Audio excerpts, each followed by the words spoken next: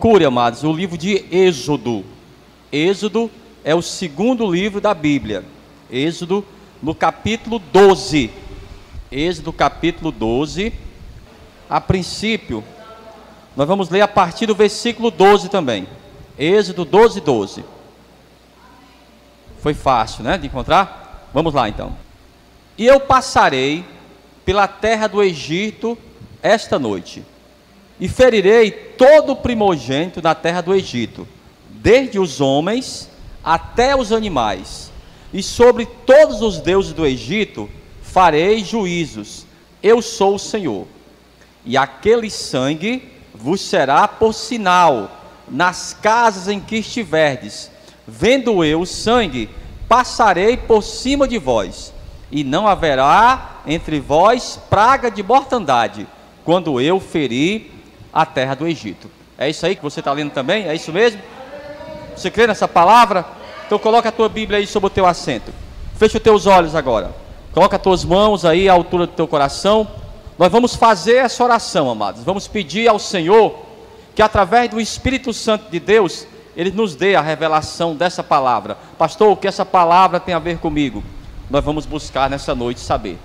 Senhor, meu Deus e meu Pai, Deus amado e bendito, Deus criador dos céus e da terra, Deus de Abraão, de Isaque e de Jacó, a tua palavra, meu Deus, foi lida, ela vai ser ministrada agora à tua igreja, vai de encontro a cada vida que está aqui, tira todo impedimento, toda barreira, e fala, meu Pai, poderosamente nessa noite, no nome de Jesus, e que assim seja, graças a Deus. Vamos aplaudir bem forte ao Senhor, amém. Toma o teu assento então, toma o teu assento.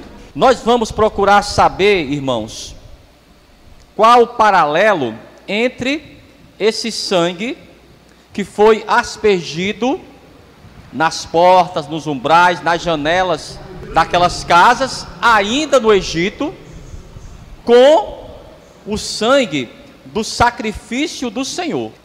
Vamos fazer esse paralelo, porque esse sacrifício, esse sangue que foi aspergido naqueles umbrais, prefigurava o sacrifício de Cristo. Nós vamos saber por quê. O Senhor, Ele fala para o Moisés, que naquela noite, todos deveriam estar preparados. Seria a última praga, amados, seria a 10ª praga. E essa praga, o anjo da morte, iria passar por cada casa do Egito, tanto dos hebreus como também dos egípcios. Vamos dizer que esse anjo está repreendido, mas eu vou dar só um exemplo, que esse anjo fosse passar nessa noite no Conjunto Ceará, está repreendido no nome de Jesus, é só um exemplo. Então ele iria entrar, mas em cada casa, e a ordem que ele tinha era de tirar a vida do primogênito. Então se você tem um irmão mais velho, o teu irmão iria morrer, e se você é o irmão mais velho, seria você. Só que também tinha esse ponto: olha, você vai passar a meia-noite, mas a casa que tem esse sinal, porque o sangue, nós lemos, serviria de sinal. Vamos ver aqui, ó, o versículo 13, ó, Êxodo 12, versículo 13, ó. E aquele sangue vos será por sinal. Então essa casa aqui estava consagrada a Deus, o anjo não poderia entrar, então ele ia passar por cima. Ainda no versículo 13, ó, e aquele sangue vos será por sinal nas casas em que estiverdes. Vendo eu o sangue, passarei por cima de vós. É daí de onde vem o nome Páscoa, Pesaste, passar por cima.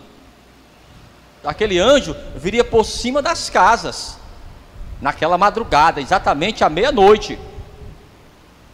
Mas aquela casa que já tinha sido advertida,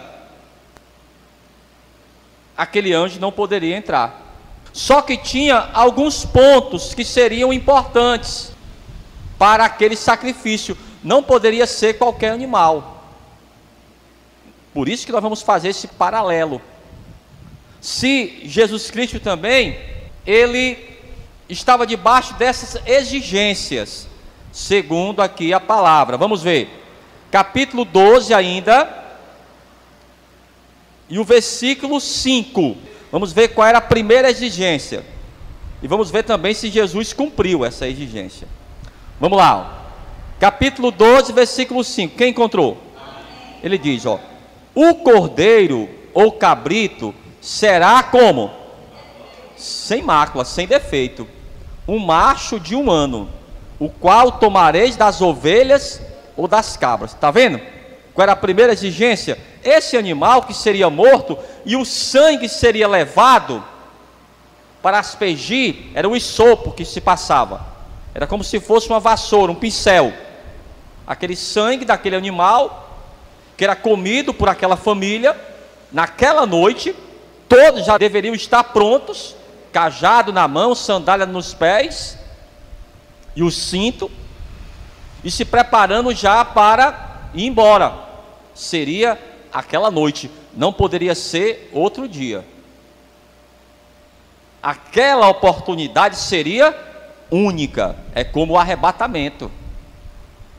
Você tem que estar preparado para o arrebatamento, porque vai ser uma oportunidade única, é naquele dia. Se a pessoa, ela perde a oportunidade do arrebatamento, ela vai ter que passar pela grande tribulação. Pastor, e como vai ser a grande tribulação?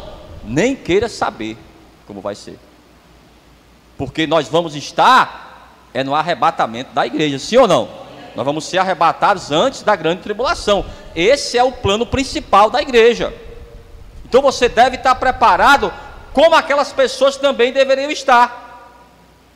Ervas amargas também para a família. Então aquele cordeiro já estava preparado. Era um cordeiro de 1 ano, não poderia ter nenhum defeito, nem cego, nem manco. Aquele animal era morto, a família iria comer juntos, e o sangue era separado. Olha, agora vocês vão pegar esse sangue e vão aspergir nas portas, e fiquem esperando. É como o arrebatamento, fica só esperando. Já imaginou se aquela pessoa, ela desobedecesse? Vamos pegar esse outro animal aqui, vamos matar esse animal aqui com defeito mesmo, e vamos colocar o sangue. Eu pergunto para você, iria servir? Você ia fazer o anjo de bobo? Não. O anjo saberia a diferença. O sangue era o sinal, é como o sangue de Cristo. No mundo espiritual, amados, a autoridade está no sangue de Cristo. Não é do Kardec, não é de um padroeiro, não é de uma padroeira. Sangue de padroeiro, de padroeira, de Kardec não tem autoridade no mundo espiritual. A autoridade no mundo espiritual é o sangue do Cordeiro. Agora, vamos ver de novo aqui, versículo 5, ó, Êxodo 12, 5. O cordeiro ou cabrito será sem defeito, um macho de 1 ano. Vamos ver se o Senhor, ele cumpriu esse requisito, essa exigência. Vamos lá, agora vamos fazer o paralelo para o Novo Testamento, tá bom? Vamos lá então. Primeira carta do apóstolo Pedro, procure aí. Primeira carta do apóstolo Pedro, no capítulo 1, no versículo 18. Essa seria a exigência principal. Aquele animal não poderia ter defeito. Primeira carta do apóstolo Pedro, no capítulo 1, no versículo 18. Quando você encontrar, diga amém. Diz assim, ó: sabendo que não foi com coisas corruptíveis, como prata ou ouro, que fostes resgatados da vossa vã maneira de viver, que por tradição recebeste dos vossos pais, mas com o precioso sangue de Cristo, como de um cordeiro, como aí? Imaculado e incontaminado, sem defeito. Olha para mim aqui, essa primeira exigência, ele cumpriu ou não? Sim, cumpriu. Então, essa seria a exigência maior. O cordeiro não poderia ter defeito. Até mesmo a lei, quando os sacerdotes, nós falamos aqui, aquela pessoa que ela iria apresentar o animal para ser sacrificado, lembra? O sacerdote teria obrigação de averiguar se aquele animal realmente não tinha defeito. Porque já imaginou se você oferecesse um animal com defeito? Eu pergunto para você, iria trazer bênção para você ou maldição? Ia trazer uma maldição. Lembra do Abel? O cordeiro que ele ofereceu? Olha o paralelo que a gente está usando. No início da Bíblia, estamos até a primeira carta do apóstolo Pedro, milhares de anos aí, entre um livro e outro. Mas a verdade era a mesma. Teria que ser um animal sem defeito. Quando você oferece na casa do Senhor, quem sabe do coração da pessoa é ela. Aquela pessoa, ela pode estar demonstrando algo para nós que somos seres humanos, e ninguém tem nada a ver com a vida de ninguém. Cada pessoa que sabe da sua vida. Nós temos que ensinar a ela o correto. Olha, irmãos, a Bíblia fala claramente que eu posso atrair para mim, através das minhas próprias atitudes, eu posso atrair a bênção ou a maldição. Eu posso atrair o bem ou o mal. Lembra do Ananias e a Safira, o que eles fizeram? Então é o mesmo princípio, irmãos. O que é que Deus queria? Um animal perfeito. Não daria para enganar o anjo. O anjo iria saber, irmãos. Olha, vamos matar esse animal aqui mesmo, que ninguém sabe. Lembra do Acã? Quando ele trouxe coisas proibidas para dentro da casa dele, prejudicou não só ele, todo o povo de Israel foi prejudicado, irmãos. E eles perderam uma batalha, morreram pessoas por causa disso. Aí o Josué ficou desesperado para saber quem era. Aí descobriram, foi o Acã. O Acã trouxe coisas condenadas para ele. Acã, você fez isso? Fiz. Eu não resisti. Quando eu vi a capa babilônica, quando eu vi aquelas moedas de prata, eu não resisti. Onde está? Está na minha casa. Aí trouxeram e queimaram o Acã e a família dele. Naquela época, mas se resolvia as coisas dessa forma. É tanto que o Ananias e a Safira também foram fulminados, já no Novo Testamento. Então esse seria o primeiro princípio. Vamos voltar. Para você ver como a coisa era séria, irmãos. Pastor, mas como é que o anjo iria saber se aquele sangue era realmente? Sabia, irmãos, o anjo sabe. No mundo espiritual, as coisas são claras. Capítulo 12, versículo 7. Esse ponto aqui também é importante. Capítulo 12, versículo 7, quem encontrou? E tomarão do sangue e poluão em ambas as ombreiras e na verga da porta, nas casas em que o comerem. Compreendeu? Então essa casa aqui estava consagrada a Deus. Isso aí era o simbolismo daquele sangue. E o que também? Nós falamos aqui sobre quando você levava o animal para ser sacrificado, o sangue daquele animal era um sangue substitutivo. Substituía você. Era você que deveria morrer. Foi você que pecou. Mas o sangue daquele animal que era oferecido era um sangue que substituía o seu, a morte daquele animal. Vamos ver aqui. O próximo livro aí é o livro de Levítico. Procure. Levítico 17. Então, a morte desse cordeiro era substitutiva. Como o Senhor Jesus, ele morreu por nós, e ele não tinha pecados, era perfeito. Levítico 17, e o versículo 11. Quem encontrou, diga amém. Ele diz assim, porque a alma da carne está no sangue, pelo que vos tenho dado sobre o altar, para fazer expiação pela vossa alma. Porquanto é o sangue que fará expiação pela alma. Então, amados, para que houvesse a expiação, ou cobrir o pecado, como nós já explicamos aqui, a expiação significa exatamente isso, a substituição. Cobrir o pecado teria que ser com sangue. Por quê? Porque o pecado gera a morte. Então eu estou aqui com o meu animalzinho, eu estou com a minha cordinha, com ele aqui, ou então eu levava ele nos braços. Aí o sacerdote: pronto, meu amigo, agora é a vez do senhor, me dê aqui o seu animal. Como eu falei para você, o animal ainda estava vivo, irmãos. Passava o cutelo, né, a faca, no pescoço do animal. Aí o sangue ainda saía morno, porque o animal estava vivo. Então teria que ter o sangue substitutivo. Outro ponto também, volte para Êxodo 12, e o versículo agora 46, esse ponto também é importante, sobre esse animal, que o sangue seria aspergido, para poder ter, amados, no mundo espiritual, a validade, para que o anjo não pudesse entrar na casa da pessoa. Aqui, ó, capítulo 12, versículo 46, quem encontrou? Diz, ó: numa casa se comerá, não levarás daquela carne fora da casa, nem dela quebrareis osso.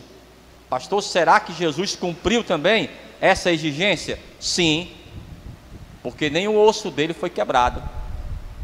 Ele morreu antes mesmo do horário que deveria morrer, porque nós sabemos que ele foi crucificado às 9 da manhã, ficou ali pendurado, mas só expirou às 3 horas da tarde.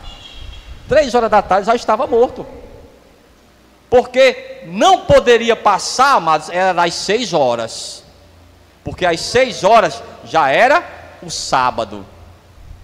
Já explicamos aqui que o dia para eles começa à noite.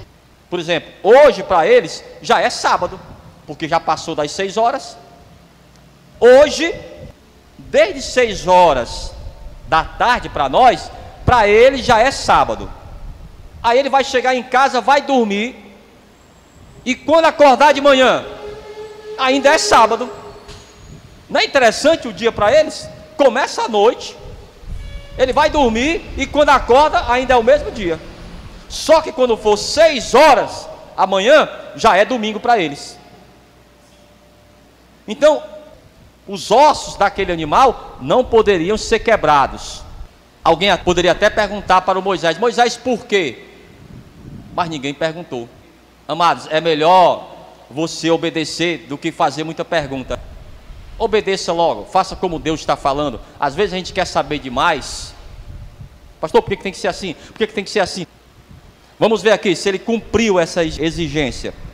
Evangelho de João, no capítulo 19.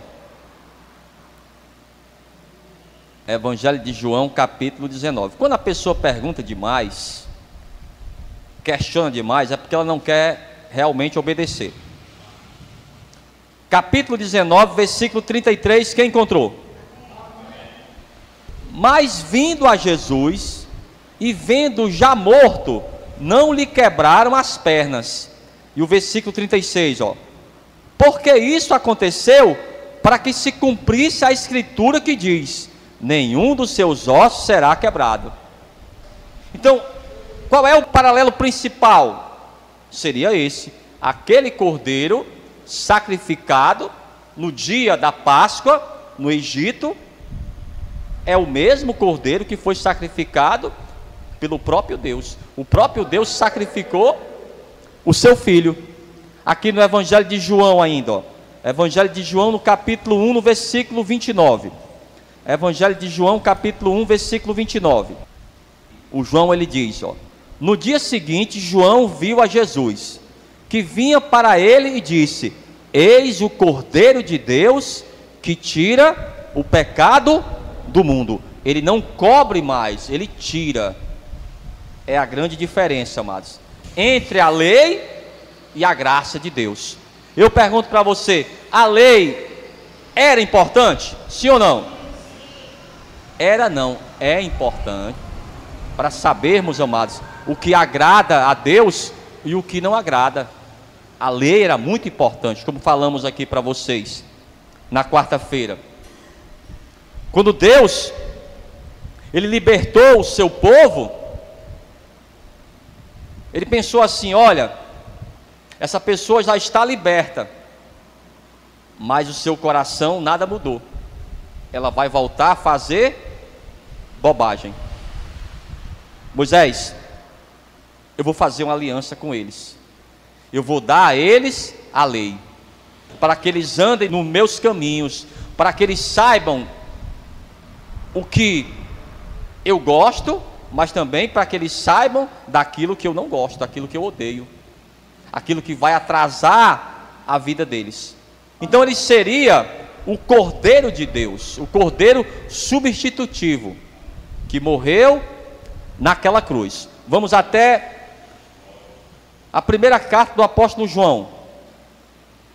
Aquele sacrifício, amados, trouxe para os hebreus a liberdade. Seria a última praga. Primeira carta do apóstolo João, no capítulo 1, no versículo 7.